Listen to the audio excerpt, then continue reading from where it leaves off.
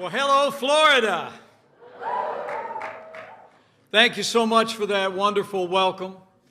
To my friend Marilyn Musgrave, to Deputy Secretary Eric Hargan, to State Representative and future Speaker of the Florida State House, Chris Sprowls.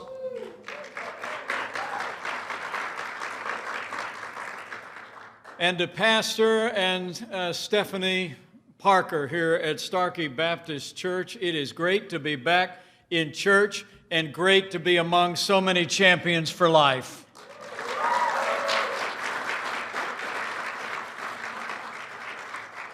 And it's a joy to be here with the Susan B. Anthony list.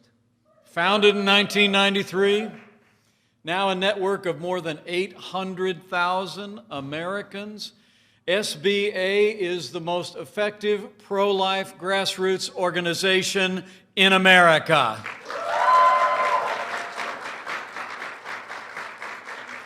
But to all the great friends who've come out today, who've labored in the cause of life all across the Sunshine State, I just first and foremost want to say thank you.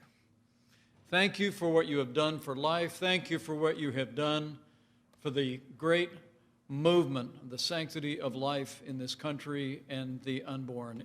It is wonderful to be among friends. Thank you for coming out. And speaking of friends of mine, allow me to begin by bringing greetings from another friend of mine, a man who loves the state of Florida, and a man who is the most pro-life president in American history. I bring greetings from the 45th President of the United States, President Donald Trump.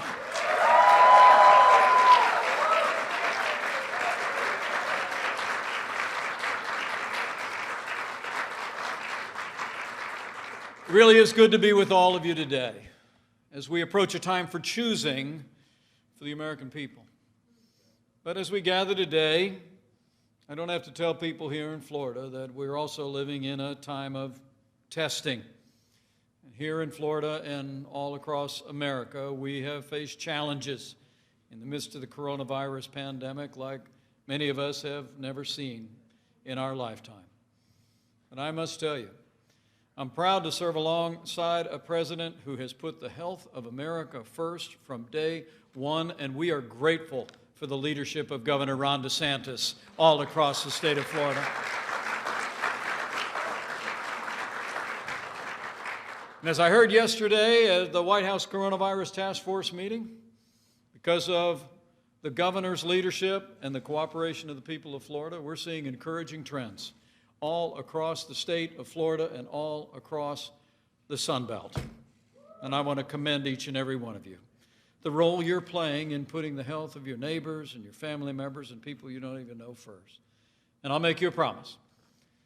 On behalf of the President and our entire team in Washington, we're going to continue to bring the full resources of the federal government to bear to make sure the people of this community and this state have the testing, the medical supplies, and will continue to develop medicines and vaccines until we put the coronavirus in the past and open up Florida and America bigger and better than ever before.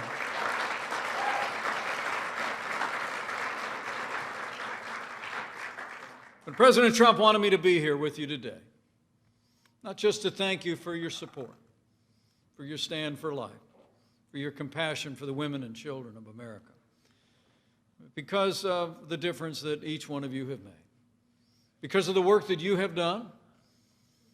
We now have a pro-life champion in the White House. We have pro-life leaders in state houses across the country, a pro-life majority in the United States Senate, and we have principled jurists in record numbers in our courts across the land because of what you've done. Life is winning in America.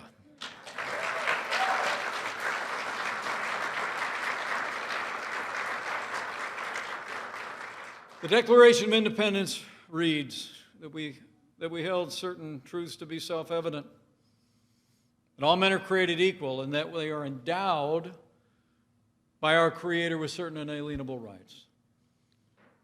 And among these are life, liberty, and the pursuit of happiness. Those words changed history. And they also put life at the center of the American experiment.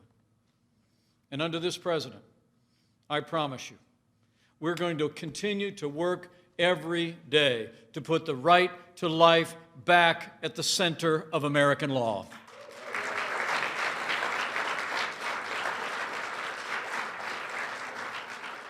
"47 years ago, the Supreme Court of the United States turned its back on that foundational right.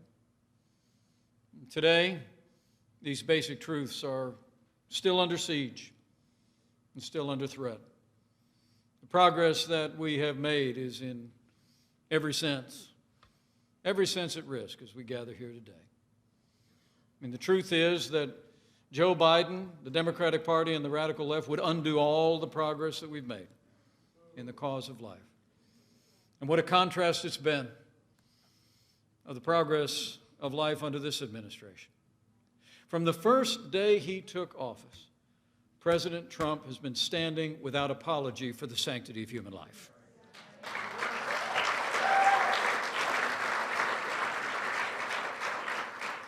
It would be just after we were in office a few days that the president reinstituted the Mexico City policy, making sure no taxpayer dollars would ever go to promote or provide abortion around the world, and then he expanded it a year later.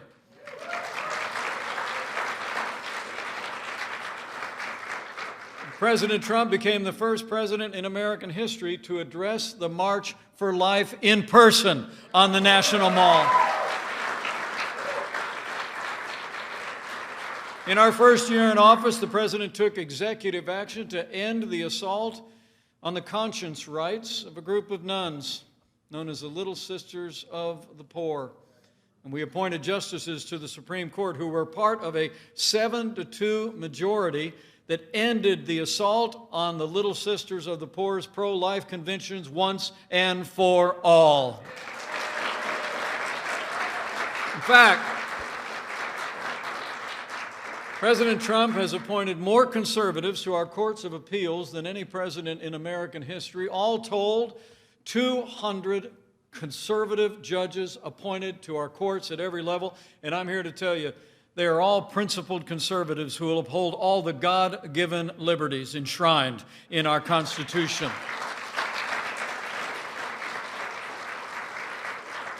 But I must tell you, one of the greatest privileges I've had as your vice president was in my role as president of the Senate. I was able to cast the tie-breaking vote on a bill that allowed states across the country to defund Planned Parenthood, and President Donald Trump signed it into law.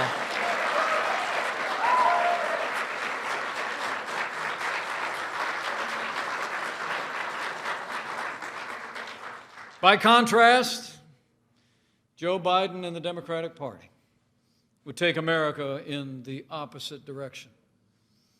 After years of his party endorsing or tolerating what had come to be known over the decades as the Hyde Amendment, which prevented taxpayer dollars from being used to support abortion, now Joe Biden and the Democratic Party have literally abandoned their support for the Hyde Amendment and have pledged to use taxpayer dollars to fund abortion at home and abroad. Joe Biden and the Democratic Party also would not defund the largest abortion provider in America, but they plan to increase funding for Planned Parenthood at unprecedented levels. And Joe Biden and the Democratic Party support late-term abortion. His party in the Senate actually blocked a bill that would protect children that were born after failed abortions. They blocked the Born Alive Infant Protection Act. And make no mistake about it, Joe Biden would appoint activist judges to our courts who would legislate from the bench and trample on our most cherished liberties. Now, more than ever, pro-life Americans need to let our voice be heard and stand for life. In cities and states and places of worship all across this country. You need to speak out. You need to become involved. The SBA list is an organization that spans the entire nation. All of you already participate. But for any looking on, this is no time to be silent. And make no mistake about it, the radical left wants to silence pro-life Americans. Just recently, we saw the arrest of Students for Life of America.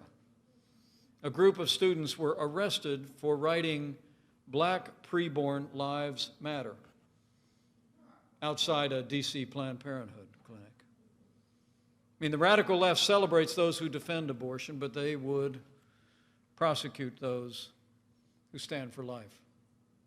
We've even seen Democrat-led legislators in this country stand up and cheer with the passage of bills that provide for late-term abortion. And one Democrat governor actually openly defended infanticide. The choice could not be more clear. And I want to make you a promise. This president, this vice president, and this administration will always stand up for the freedom of speech of every American, and we will always stand for life.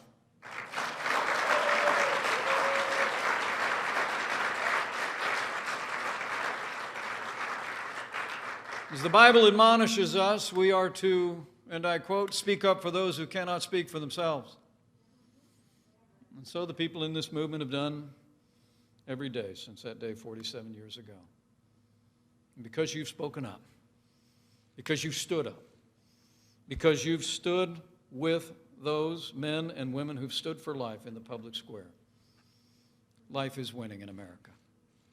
From the White House to courthouses, the U.S. Senate, and in conservative legislatures across the country. But the work of SBA has never been more important. We've made great progress.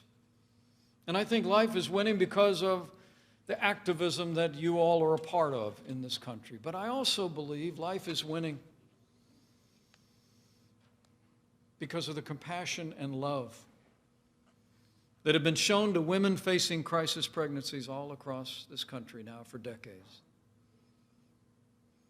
The pro-life movement is defined by generosity, compassion, and love for women and unborn children.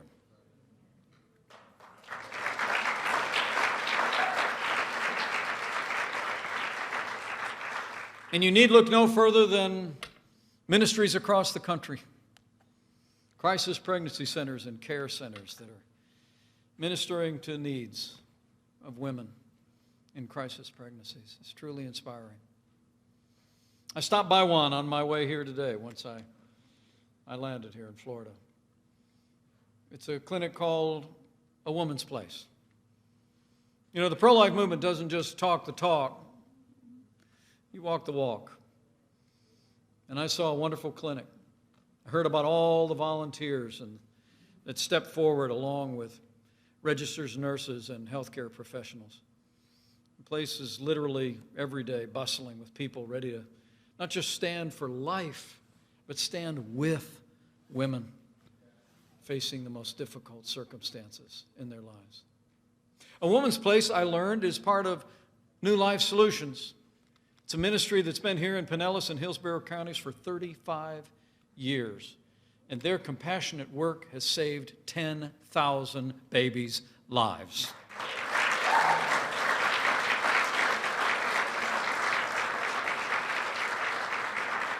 And I like giving credit where credit is due, so would you all mind joining me in thanking Board Chairman Kathy Arrington and the New Life Solutions team that are here. Would you stand, Kathy, and the New Life Solutions team?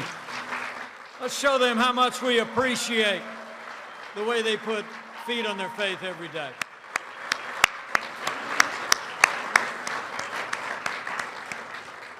What a great group. And thanks to your commitment for 35 years in this community and in cities and towns all across America. I'm proud to report to you that there are now far more pregnancy care centers in America than abortion clinics. That is progress. And life is winning in America because of all of you.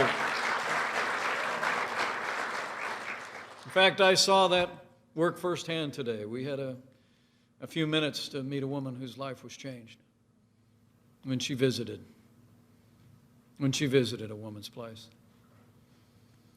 Kia told me she was 40 years old. pregnant, single mom. She already had a little boy in the home, and she didn't think she was able to become a mother again. She picked up the phone, she scheduled an appointment at Planned Parenthood, but before she went, she said she heard about a clinic that offered free sonograms. So she went, and for the first time, in that little room where I was just standing, she caught a glimpse of her little boy. And Kia chose life.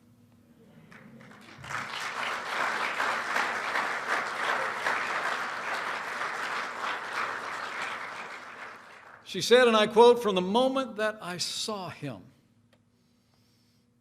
I knew I made the right choice." And she said, if I hadn't found a woman's place and the wonderful women there, I probably would have made a different choice. And I met little Ollie today. He was a healthy and exuberant little boy who will turn 1 year old next week.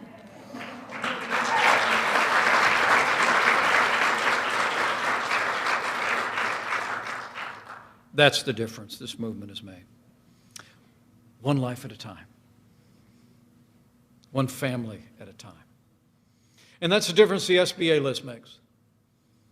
And the difference everyone working in this movement has made in the lives of women and children all across this country. And I just really wanted to come by to say thank you and to urge you on. Life is winning in America, I truly do believe, because of that compassion, that care, that love. There may have been those in 1973 that thought that this movement would someday fade out. But the American people cherish all our God-given liberties. The American people cherish the right to life. And we will stand in this movement until we restore the right to life to the center of American law. I believe it with all my heart. So from the White House to the courthouse, care centers, life is winning in America, but it's winning in one other way that I think is worth remembering. I think life is winning hearts and minds in the rising generation. Young people today are rightly seen by the tens of thousands on our national mall as a new pro-life generation, and so they are.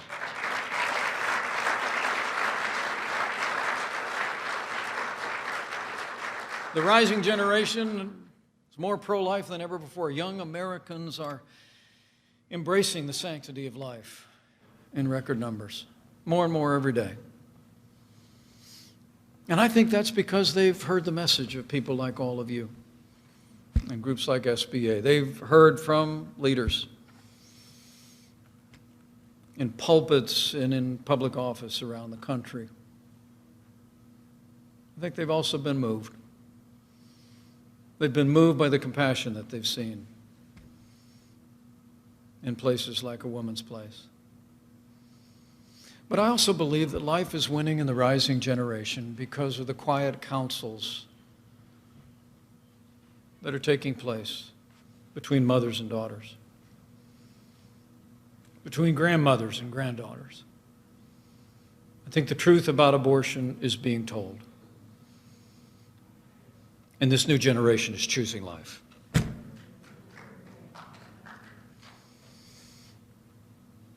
As one pro-life advocate recently wrote in her column in the Washington Times, and I quote, "If our generation is to be concerned with the disenfranchised, with the marginalized, with the oppressed, and the outsider,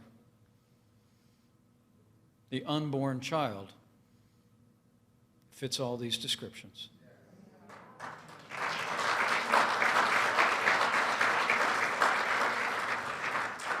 That is a voice in the rising generation. And it's also the voice of my daughter, Charlotte. Charlotte Pence Bond. I couldn't be more proud of your stand for life in this rising generation.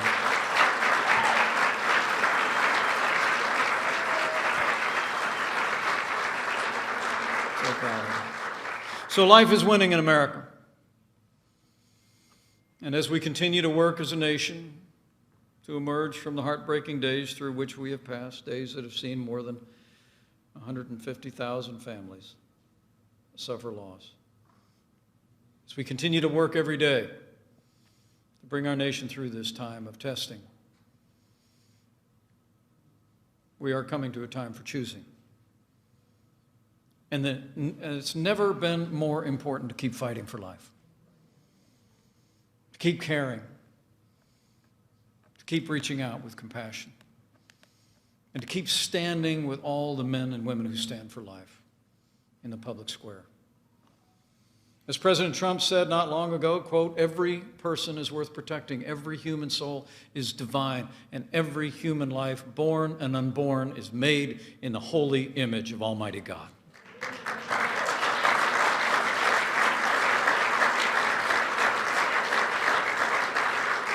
And I promise you, this president and I will stand for life. We'll stand with women in crisis pregnancies. And we'll continue to deliver on the promises that we've made, not just to the people of a movement or a cause, but to the highest ideals of our nation, including the unalienable right to life. And in the days ahead, as you labor in this movement, remember, I believe with all my heart that the men and women of the pro-life movement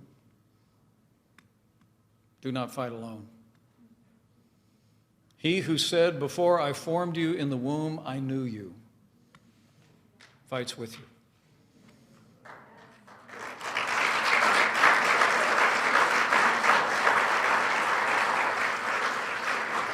And when we make the cause of the author of life our cause, we make his work on this earth our own. And that means life wins.